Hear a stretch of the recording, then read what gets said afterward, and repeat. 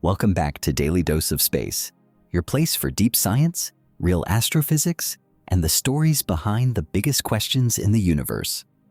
Today, we're diving into one of the most ambitious ideas humanity has ever imagined. A project so massive that it stretches across centuries, engineering disciplines, planetary science, and even the limits of what we think is possible. What if humanity could turn Mars, a frozen, airless desert, into a blue, warm, living world? A world where rivers flow, forests grow, cities shine under a breathable sky, and humans walk outside without a suit.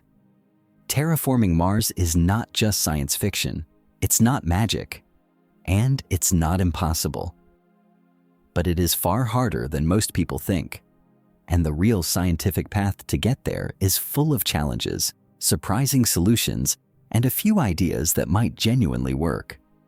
Today's deep dive will break down the entire process step by step, from Mars's ancient lost oceans, to atmosphere creation, to magnetic shields, to warming the planet, to seeding life, and finally, to building a world where humanity can live for tens of thousands of years.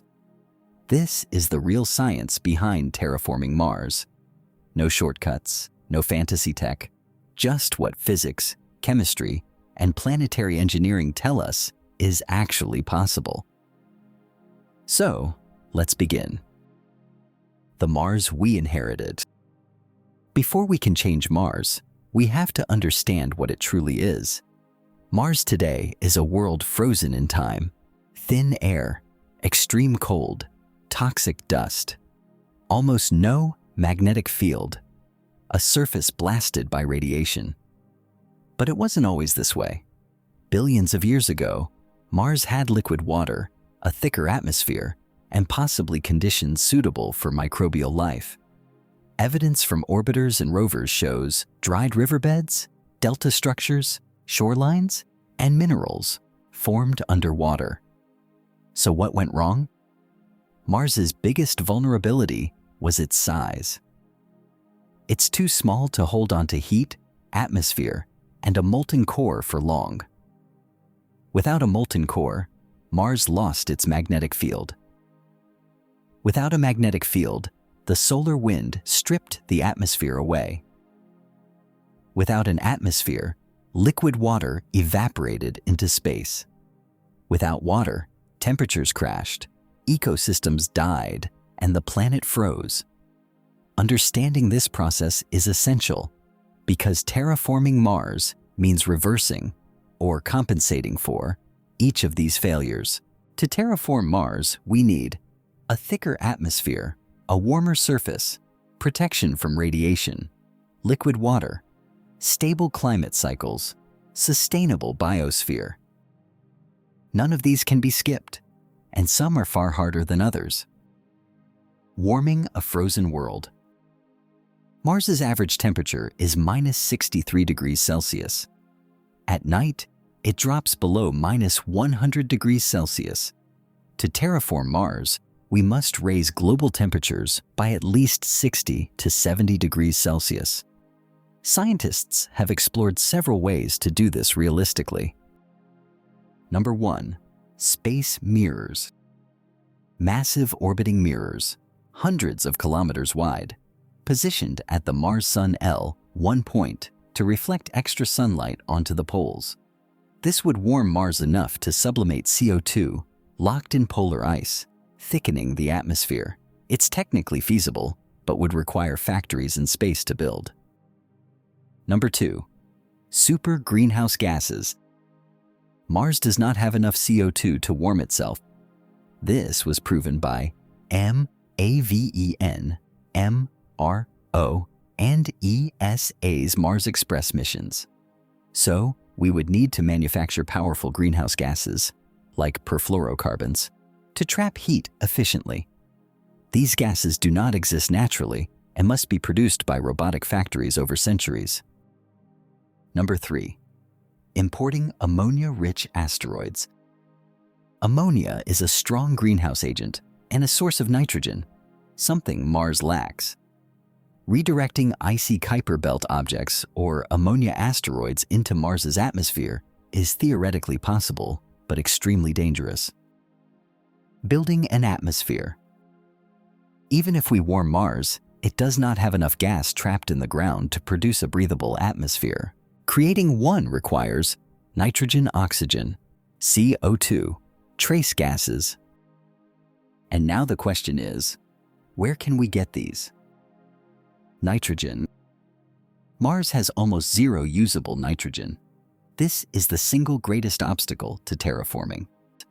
Possible sources: mining nitrates from Martian soil, importing ammonia, asteroids, generating nitrogen via industrial processes. But even the best estimates say we would need millions of years of volcanic activity to match Earth-like levels naturally. Oxygen. Oxygen is easier.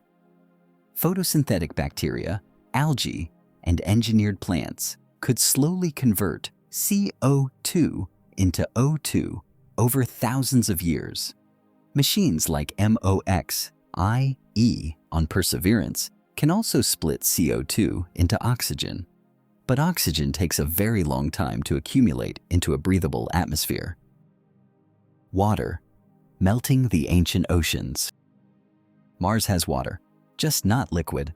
Most of it is locked as ice at the poles, buried as permafrost, frozen inside minerals. If Mars warms enough, these water sources melt into oceans and rivers once more. The northern lowlands could form a massive global ocean 5 to 10% the size of Earth's. Terraforming means reactivating Mars's water cycle, evaporation, clouds, precipitation, groundwater flow. Once this begins, Mars becomes far more stable as a habitable environment. The magnetic field problem. Mars has no magnetic field. Without one, solar wind and cosmic radiation destroy the atmosphere over time. We cannot restart Mars's core, so we need alternatives. A magnetic shield. NASA scientists proposed placing a powerful electromagnetic shield between Mars and the Sun. This would create an artificial magnetosphere large enough to protect the planet. Orbital magnetic rings. Gigantic current-carrying loops around Mars could generate a protective field. This is extremely difficult, but theoretically possible with future technology. Localized domes and fields. Even before the whole planet is terraformed, magnetic umbrellas could protect early colonies. Seeding life. Once temperature, water, atmosphere, and radiation are controlled, life can begin. Terraforming requires extremophile microbes, engineered algae, hardy plants, soil-building organisms. These slowly convert dead regolith into real soil, release oxygen, create carbon cycles, and stabilize climate. Early Mars ecosystems would resemble Earth's Precambrian stage: simple, microbial, atmospheric. Full forests and animals come far later in the final phases. If you enjoyed this deep exploration into planetary engineering, leave a comment and tell me. Would you live on a terraformed Mars? Yes or no? And if you want more deep space science like this every single day, subscribe for your daily dose of space.